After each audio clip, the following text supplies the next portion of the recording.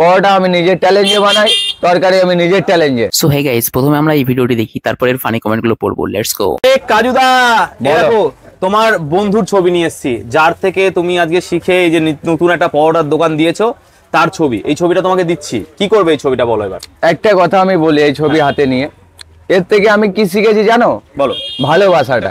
আচ্ছা আচ্ছা, কিরম ভাবে দিতে হবে, কিরম ভাবে মেনটেন করতে হবে, এতগুলো যে ব্লগারের সামনে আমি কথা বলছি, এইটাই খালি শিখেছি। পরোটা আমি নিজের চ্যালেঞ্জে বানাই, তরকারি আমি নিজের চ্যালেঞ্জে। যেটা আমি বলেছিলাম যে আমি নিজে থেকে দোকান খুলবো, তো নিজে থেকে দোকান করেছি।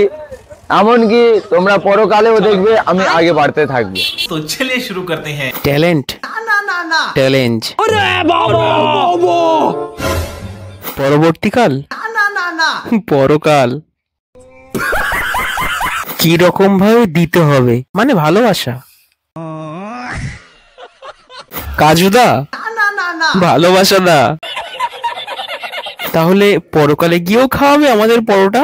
गाड़ी स्टार्ट कर। चल चप्पल छोड़ दिया। हम फर्स्ट